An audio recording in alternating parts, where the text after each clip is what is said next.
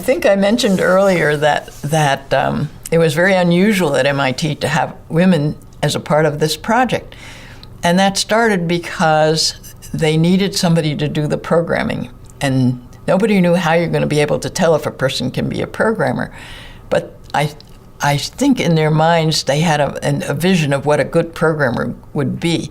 And one of them actually managed to write, and it appeared in an Annals of Computing, that programmers who were women did extremely well because they tended to be fastidious. They worried about all the details and how they were going to fit together, while still keeping the big picture in mind, was the way he put it. And he said the best group had 80% women in it. These are the groups of programmers.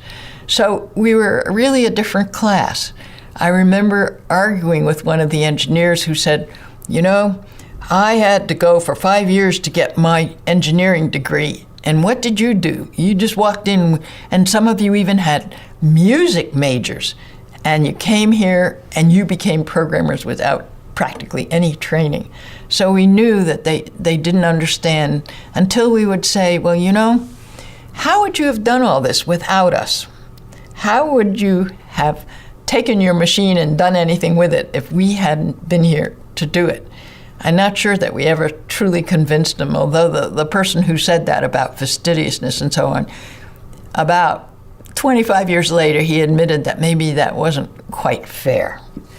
So I think women had to push. We all had to push to be where we were. And I'm quite clear now that a lot of it has changed, but I also suspect not all of it has changed. I just remembered about the guy who said you shouldn't hire women because they're very, first of all, they're not vested in the job because they're going to get married and they're going to have a husband who will support them, and then they'll have children, and the children will be sick. And, you know, you put a lot of effort into bringing them along, and then they go away. And so I took all the resumes that came in, and I rewrote them, took the pictures out, and he couldn't tell who were male and who were female, and he had a fit because he'd been judging.